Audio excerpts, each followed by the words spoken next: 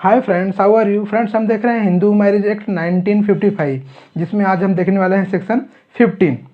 तो friends, section 15 की margin notes में क्या दिया गया है कि divorced persons when may marry again.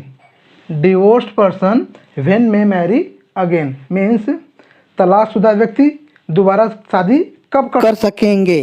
जिस व्यक्ति का तलाक हो गया है वो दोबारा शादी कब कर सकेगा, ठीक है।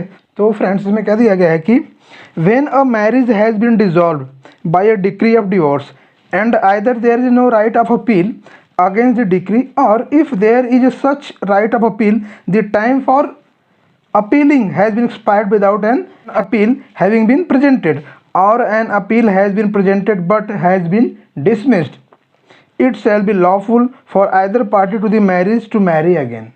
So friends, में क्या दिया गया है कि when a marriage has been dissolved by a decree of divorce, जब शादी डिवोर्स की डिक्री द्वारा डिजॉल्व कर दी गई हो, डिजॉल्व मीन्स भंग कर दी गई हो या फिर खत्म कर दी गई हो। और आगे क्या दिया गया है कि and either there is no right of appeal against the decree, और उस डिक्री के अगेंस्ट, जिस डिक्री द्वारा उस मैरिज को डिजॉल्व किया गया है, उस डिक्री के अगेंस्ट अपील करने का राइट ना हो।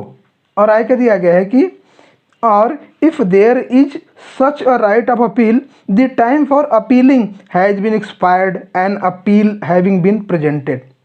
और इसमें क्या दिया गया है कि अपील का राइट है, लेकिन अपील करने का जो टाइम था वो एक्सपायर हो गया बिना अपील फाइल किए हुए ही। अपील करने का राइट है, लेकिन जो अपील करने का टाइम था वो एक्सपायर हो गया, वो ख़त्म हो गया बिना अपील फाइल किए हुए ही, ठीक है। और आगे क्या दिया गया है कि और an appeal has been presented but has been dismissed. Appeal file की गई लेकिन अपील क्या हुई, डिसमिस हो गई हो। अपील फाइल की गई हो और वो डिसमिस हो गई हो। तो और आगे दिया गया है कि it shall be lawful for either party to the marriage to marry again. अगर ऐसा हुआ है तो शादी के जो पक्षकार हैं वो लॉफुली दोबारा मैरिज कर सकते हैं, ठीक है। सो फ्रेंड्स, सेक्शन 15 में क्या दिया गया है कि अगर कोई शादी डिवोर्स के डिक्री द्वारा भंग कर दी गई हो, मीन्स डिवोर्स के डिक्री द्वारा डिजॉल्व कर दी गई हो और उस डिक्री के अगेंस्ट अपील करने का अधिकार ना हो, जिस डिक्री के द्वारा वो शादी डिजॉल्व हुई है उस डिक्री के अगेंस्ट अपील करने का अधिकार ना हो, और अगर उस डिक्री के अगेंस्ट अपील करने का अधिकार हो लेकिन जो अपील करने का टाइम था वो एक्सपायर हो गया बिना अपील फाइल किए हुए ही, और या फिर अपील फाइल हुई लेकिन डिसमिस हो गई, तो उस शादी के जो पक्षकार हैं वो लॉफुली दूसरी शादी कर सकते हैं। तो फ्रेंड्स, इसको हम एक एग्जांपल द्वारा समझते हैं। सपोज एच हस्बैंड है और ये डब्लू वाइफ है। तो सेक्शन 15 में क्या दिया गया है कि कोई तलाकशुदा व्यक्ति जो है वो दोबारा शादी कब कर सकेगा, ठीक है। तो सपोज इन दोनों का तलाक हो गया, ठीक है, तो ये दोनों दोबारा मैरिज कब कर सकते हैं, मतलब एच का डिवोर्स हो गया डब्लू से, ठीक है। तो उसके बाद डिवोर्स के बाद एच दोबारा किसी और के साथ मैरिज कब कर सकता है, या फिर डब्लू जो है वाइफ वो दोबारा किसी और के साथ मैरिज कब कर सकती है, ठीक है। तो सपोज एच और डब्लू का मतलब हस्बैंड वाइफ का जो है डिवोर्स हो गया, ठीक है। तो इनका डिवोर्स होने के बाद अगर ये जो डिवोर्स की डिक्री है इसमें अपील का राइट नहीं है, जो ये डिवोर्स की डिक्री पास हुई है इन दोनों के मैरिज को डिसॉल्व करने के लिए, उस डिक्री के अगेंस्ट अपील का राइट नहीं है। Means when no right of appeal, when there is no right of appeal, अगर इस डिक्री के अगेंस्ट अपील करने का राइट नहीं है तो वो ये दोनों जो है तुरंत जैसे डिक्री पास हुई वैसे ही हस्बैंड जो है किसी शादी कर सकता है दोबारा और वाइफ भी किसी शादी कर सकती है दोबारा, ठीक है।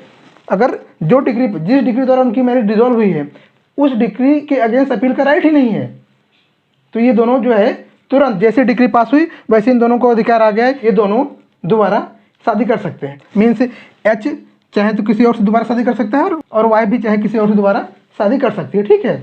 लेकिन प्रश्न ये आता है कि ऐसी कौन सी डिक्री होगी जिसमें इनको अपील का राइट नहीं होगा। तो उसमें friends section 13B, section 13B जो है हिंदू मैरिज एक्ट का, उस डिवोर्स बाय म्यूचुअल कंसेंट, अगर इन दोनों ने आप सहमति से आपस में समझौता करके अपनी खुशी से डिवोर्स लिया है, ठीक है, तो उस डिक्री के अगेंस्ट अपील नहीं रहेगी। अगर इन्होंने सेक्शन 13B के अनुसार म्यूचुअल कंसेंट से डिवोर्स लिया है तो उस डिक्री के अगेंस्ट अपील नहीं होती। तो जिस दिन म्यूचुअल कंसेंट द्वारा डिवोर्स की डिक्री पास होगी उसी दिन से, उसी डेट से हस्बैंड और वाइफ दोनों को राइट आ जाता है कि हस्बैंड किसी और के साथ दोबारा मैरिज कर सकता है और वाइफ भी किसी और के साथ दोबारा मैरिज कर सकती है। और सपोज जिस डिक्री द्वारा डिवोर्स हुआ है उस डिक्री के अगेंस्ट अपील करने का राइट है, लेकिन जो अपील फाइल करने का लिमिटेशन था वो लिमिटेशन का टाइम निकल गया और अपील फाइल नहीं हुई है। ठीक है, अपील करने की जो लिमिटेशन था वो लिमिटेशन निकल गया लेकिन अपील फाइल नहीं हुई, तो भी इन दोनों को राइट है कि हस्बैंड किसी और से मैरिज कर सकता है तुरंत और वाइफ भी किसी और से मैरिज कर सकती है। ठीक है, तो यहाँ पर भी एक क्वेश्चन आता है कि लिमिटेशन का टाइम कितना है। तो according to section 28 of Hindu marriage act, Hindu marriage act के सेक्शन 28 के अनुसार अपील का टाइम जो है 90 डेज का रहता है। ठीक है, हिंदू मैरिज एक्ट 1955 के सेक्शन 28 के अनुसार किसी भी डिक्री के अगेंस्ट अपील फाइल करने का जो टाइम है, जो लिमिटेशन है वो 90 डेज का है। ठीक है, तो सपोज जिस डिक्री द्वारा एच और डब्ल्यू का डिवोर्स हुआ उस डिक्री के अगेंस्ट अपील फाइल करने का राइट है, लेकिन अपील फाइल करने के लिए जो लिमिटेशन था 90 डेज का वो एक्सपायर हो गया। 90 डेज बीत गए लेकिन इन्होंने उस डिक्री के अगेंस्ट अपील फाइल नहीं की। तो जैसे ही 90 डेज खत्म होता है, जैसे ही 90 डेज एक्सपायर होता है, वैसे ही हस्बैंड को राइट आ जाता है कि वो दोबारा शादी कर सके किसी से, और वाइफ को भी राइट आ जाता है कि वो भी किसी और से दोबारा शादी कर सके। और सपोज जिस डिक्री द्वारा इन दोनों की मैरिज डिसॉल्व हुई उस डिक्री के अगेंस्ट अपील फाइल की गई लेकिन अपील डिसमिस हो गई, तो जैसे ही अपील डिसमिस होती है वैसे ही हस्बैंड को राइट है कि वो किसी से दोबारा मैरिज कर सके और वाइफ को भी राइट है कि वो किसी और से दोबारा मैरिज कर सके।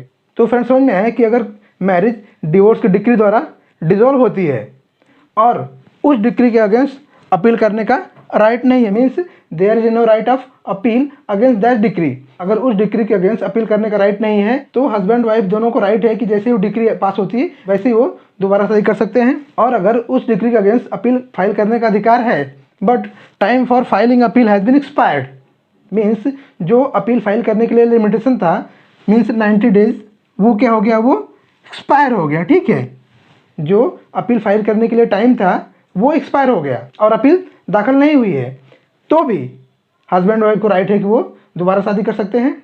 और अगर सपोज उस डिक्री के अगेंस्ट अपील दाखिल हुई लेकिन अपील डिसमिस हो गई, means when appeal has been dismissed, appeal दाखिल हुई लेकिन अपील डिसमिस हो गई, तो जैसे ही अपील डिसमिस होती है, जिस दिन वो अपील डिसमिस होती है उसी दिन से, उसी डेट से हस्बैंड और वाइफ दोनों को राइट आ जाता है कि हस्बैंड किसी और के साथ दोबारा मैरिज कर सकता है और वाइफ भी किसी और के साथ दोबारा मैरिज कर सकती है। सो फ्रेंड्स, आज के लिए बस इतना ही। हम फिर मिलेंगे अगले लेक्चर में हिंदू मैरिज एक्ट 1955 के एक नए टॉपिक के साथ। तब तक के लिए नमस्कार।